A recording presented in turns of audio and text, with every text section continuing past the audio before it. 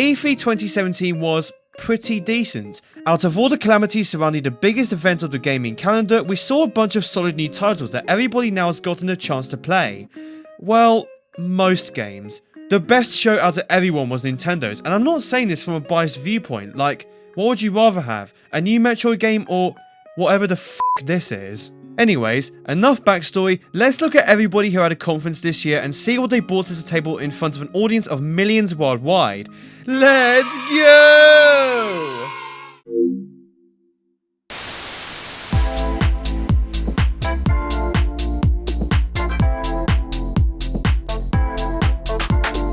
Look, EA, no matter what outfit you give to Andrew Wilson, that android still looks like he eats human flesh for breakfast and for dinner dips his calamari in pigeon soup. Do you find this guy attractive? Comment down below if you do, I'm genuinely curious. FIFA 19 now includes the UEFA Champions League after years of being exclusive to the Pro Evolution Soccer franchise, which is great if you support the best team in London. No, yeah, there we go. Come on, you Spurs! I don't believe in God, but I do believe in Podge, and that new stadium is looking gorgeous. Battlefield 5. I'm still reminded of E3 2013 when the fourth one was shown on stage and it was an extremely embarrassing cock-up. First-person shooters have never been my cup of tea, which is why I've never done a video on Call of Duty or Fortnite, but I do respect the developers for not implementing DLC, premium passes and loot boxes. I'm glad to see that some people can learn from their past mistakes, and the Battle Royale mode as well, can't go wrong with that. Star Wars! It's been an insane year for the franchise, with 2 top films despite a shit fanbase, so it's no surprise that it is getting some attention with its games. Jedi Fallen Order is dropping in 2019, and Battlefront 2 is getting more modes, maps, and heroes from the Clone Wars like Obi-Wan Kenobi and Anakin Skywalker. Anthem from BioWare. We first heard about this last year, and damn, it looks pretty good, but I wouldn't say I'm excited for this. I'd rather play Smash Bros if I'm going to be honest with you. Next.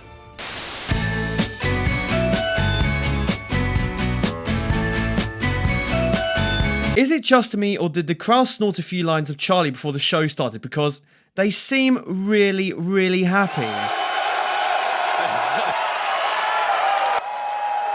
Xbox Game Pass on the same day. Thank you so much. Halo Infinite. I'm gonna come clean, I've never played a Halo game, though I still remember the unparalleled hype surrounding the third game on the Xbox 360 in 2007. Wait, 2007 was 11 years ago? Jesus Christ, I'm old, and I turn 20 next November. Forza Horizon 4. I remember playing the original Forza 2 when I was 10, and the changing seasons doesn't sound like a gimmick. I like the attention of detail, like how you can drive in the river when completely frozen in the winter, and I love me some snow. Though, I can think of plenty of racing games where the seasons alternate, but they only apply to specific levels. Set in beautiful, historic Britain. And hold up, the game is set in the UK? For realistic experience, we need to see potholes, Fiat 500, and a bunch of angry drivers who think they're better than you. Wankers! The Initiative, Compulsion Games, a whole bunch of new studios popping up following acquisitions by Microsoft. As long as they don't end up in the same fate as Bullfrog under EA. Rest in peace.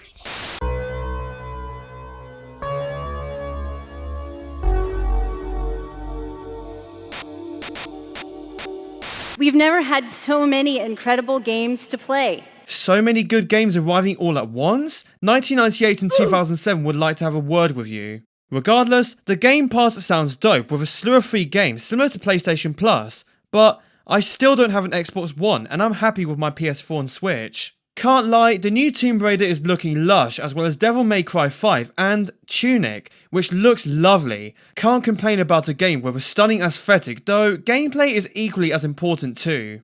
Cuphead DLC, new female character, more levels, and yes, this game is really hard. I played through one level last year at my university's gaming society and I died 5 times. Delicious Last Course, DLC. Oh my god! Huh? Dying Light 2? Who remembers the first one? I don't, other than seeing PewDiePie get paid to play it during the Video Game Awards in 2013, which, oh, that was a disaster! Woo! Battletoads! For years, people have been waiting what seems forever for a new version of the NES Classic, and if the music is as tight as the original, then we're all set for a good one. Gears of War and pop figures? How cute, but it's actually a mobile game, which does make sense. You bought an Xbox One X for something like this, not this, or did you? Either way, a new proper Gears of War is arriving as well to balance things out. In conclusion, this was a really impressive show, much better than what I'd anticipated considering their past presentations were— wait, what?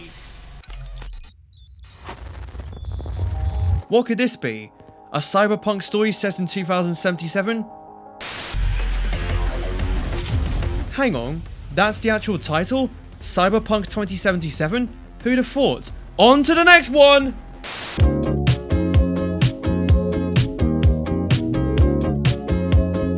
Rage 2.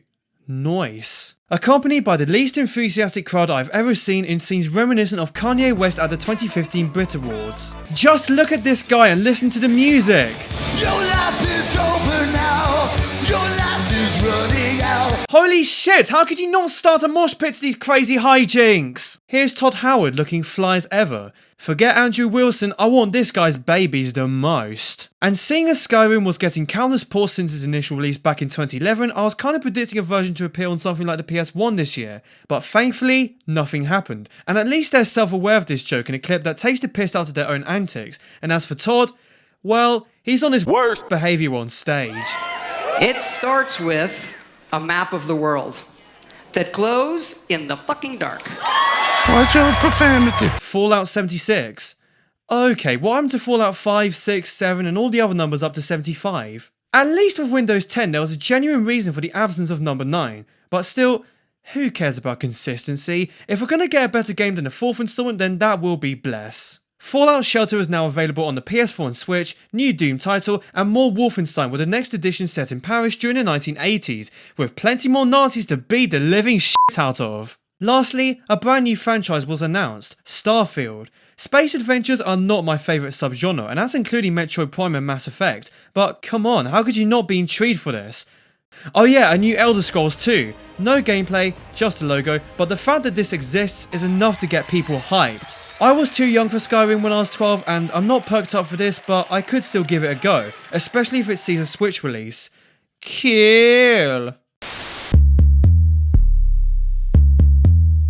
While not as well known as say Sony or Microsoft, Devolver Digital should not be dismissed, having published the outstanding Hotline Miami series earlier this decade. Last year's show was an amusing affair, and this year follows a similar setting, right down to using the same actress who played as the fictional Nina Struvers 12 months ago. We saw 3 new games, My Friend Pedro coming to Windows and Nintendo Switch revolving around shooting people, bouncy physics and bananas, Scum, an open world survival game keen to take DayZ's throne, and Metal Wolf Chaos XD, a remaster of a Japan exclusive Xbox game from 2004. Yeah, there's a slim chance that you have played the original, because the Xbox has never been popular in that country. To give you an idea of its popularity, both the Xbox One and One X sold a combined 200 units during a single week in May 2018. Just one!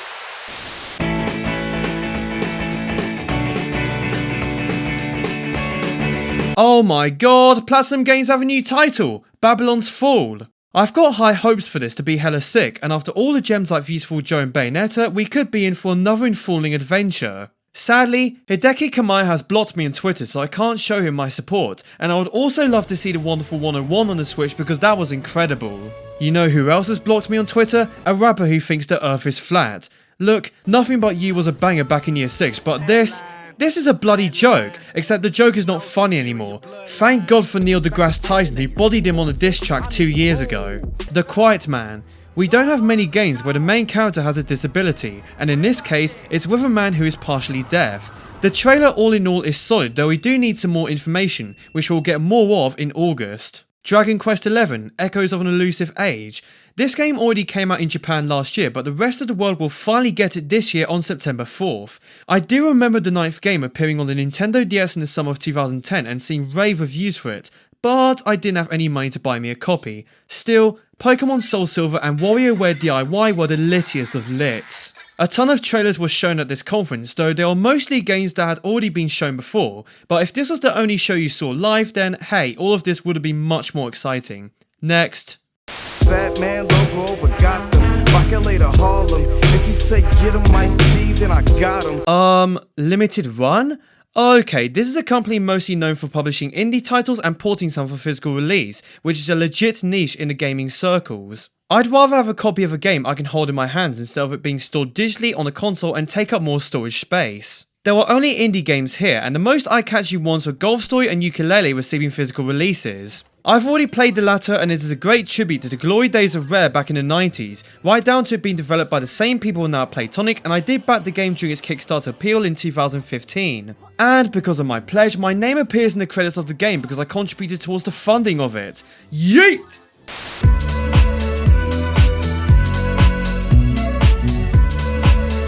We begin this show with Just Dance 2019, and that panda from last year has made a joyous return because everybody was demanding for more of his impeccable dancing. Woo! He's got the moves, and he's got a whole band supporting him too. Plus, the game is receiving a port to the Nintendo Wii as well, and that console turns 12 years old this year. What?! Beyond Good and Evil number 2. It was at E3 last year and it's here again in 2018. Nice to see characters of Scottish origin emerge, likely hailing from Edinburgh or Glasgow. Engineering to officers, we are dead in the water, I repeat! And this pig, which David Cameron once got giddy with, seems to be in good shape. Oh shit, what now? It's the end of the world as we know it. It's the end of the world as we know it. Get the fuck. Thomas Clancy's Division 2. Okay. Last January, the DLC for Mario & Rabbids was announced during a Nintendo Direct featuring Donkey Kong, and it's out now on the Switch's eShop. It was again shown here, but with a nice musical to accompany the news. And speaking of Ubisoft and Nintendo's relationship, Fox McCloud from the Star Fox series will appear in Starlink Battle for Atlas, a space fighter coming out this October. Assassin's Creed Odyssey. Didn't Super Mario Odyssey come out last year? I've played my fair share of Assassin's Creed games before, and this doesn't seem too bad. It takes place around the same era that the film 300 was based on in ancient Greece during the Peloponnesian War. Though, I can't say I'm interested in this era, but I do love my history. Okay, next.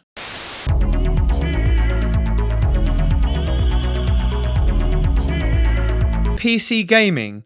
Look, I've got a MacBook Pro, so I don't have much authority to talk about gaming on computers, though I did download Steam 4 years ago and played a bit of Bioshock Infinite and Runner 2. And when I say bit, I mean like 20 minutes at most. I mainly had an account because of the Pokerist Club and their Gaming Bowl group which some members ran. Rest in peace. Plus, whoever decided to invite this duck into the show deserves a goddamn increase in their paycheck. A good costume can put a fat grin on anyone's face, and I've learned that myself in the past year. Yakuza Kiwami, The Walking Dead and Sable are coming to PC, and Steam is launching in China, which is a bigger deal than one might expect. PC gaming is huge over there, with esports, internet cafes and downright deaths being reported because of such obscene habits of their gamers. Still, Steam doesn't seem to care because money over everything seems to be their ideology. Now, what about Half-Life and Portal 3? Are we going to get those someday?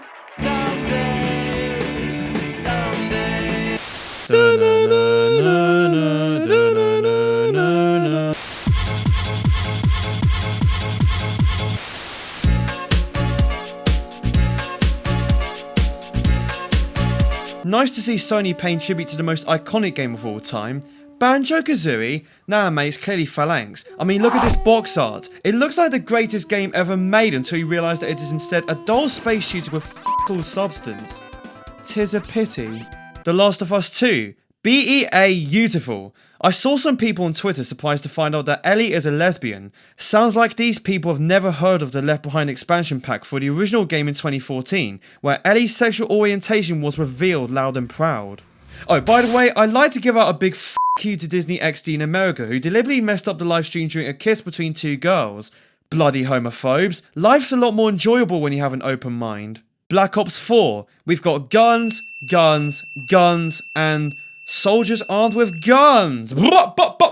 Resident Evil 2 is getting a remake in January 2019, and that's perfect sense considering the original is 20 years old, and yeah, it doesn't look up to scratch these days. But the scariest game here tonight was Death Stranding. Like, why are we inside a fetus? Other than that, we finally got some gameplay, and this looks like a beauty while oddly terrifying at the same time. Hideo Kojima, you the boss! Looks a bit boring, but then again, so is life. When was the last time you got excited when spraying yourself with deodorant? It's important, but yeah, nothing to see here. Kingdom Hearts 3. Jeez, this is looking like a right Dobby Dazzler. I remember playing the first one for a bit as a kid, as well as playing a demo for Dream Drop Distance for the 3DS in spring 2012. I enjoyed both experiences, so yeah, maybe I'll give this a chance. Trevor Saves the Universe. At first I was kinda meh about this when I started watching Edgar's live stream until I realised, Jesus Christ! Oh my god, somebody call 711! is that the voice behind Morty? Like, from Rick and Morty? Yes indeed it is, because Justin Roiland is the head honcho behind this title. Hold tight Sony for approving these new ideas. Remember the Spider-Man game from last year? It's back, and the gameplay for some reason reminds me of Batman Arkham Knight, and there are many characters here from the old school comic books trying to take on Peter Parker. If we can play as the legendary Stan Lee, then that would be mad, and Thanos better not be here. Boo! Greedy masochistic asshole! Overall, stellar show. Much love for the PS4, though the game announced afterwards, don't care. And no love for the PS Vita, must we add. I used to own one, but I sold mine so I could afford a Nintendo Switch last year. However, I do miss Persona 4 Golden. Top game. Next.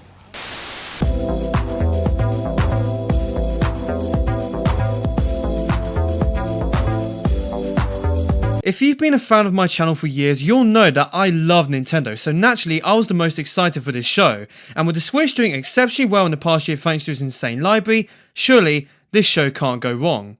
Or can it? First off, we've got a game that you don't normally associate with the big N, a groovy sci-fi third-party effort in Daemon X Machine.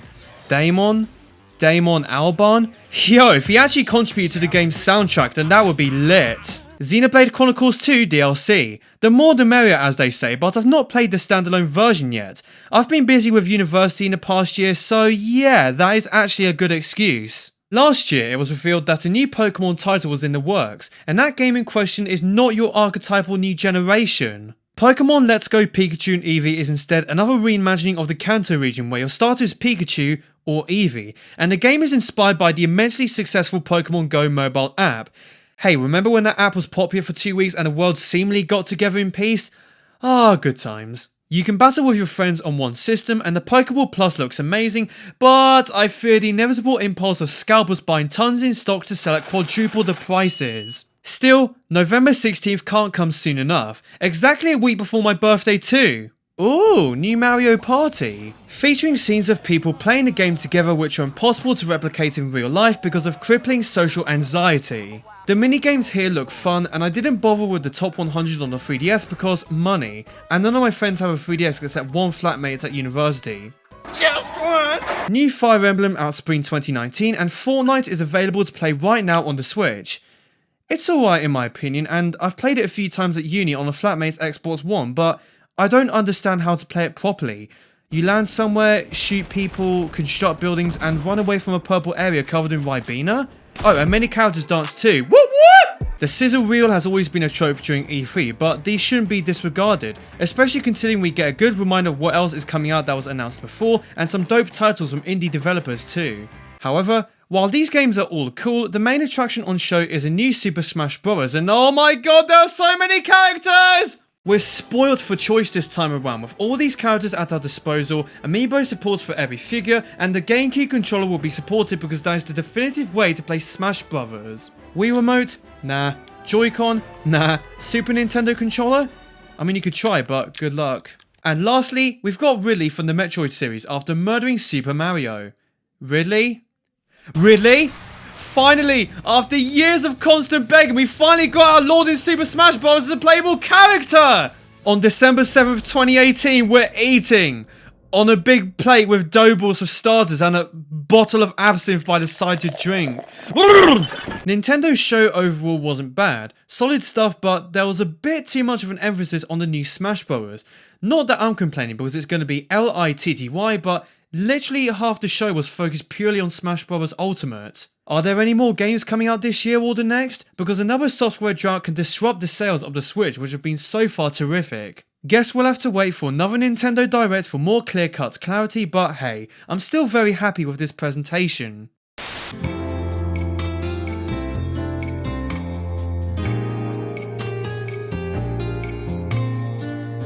Well, that is it for another year. Apologies if this video took extremely long to make, but I still wanted to finish it because I had worked so hard on the script, voiceovers and editing, and I didn't want to abandon anything because of time constraints.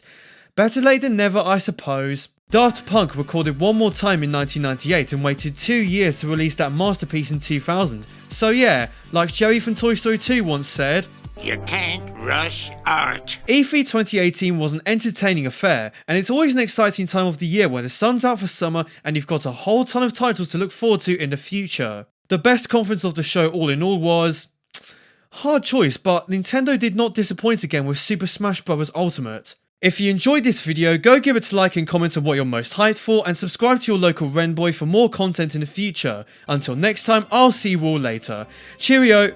And one more thing, the best moment of E3 2018 was definitely the duck suit at the PC Gamer show. God damn, you so sexy!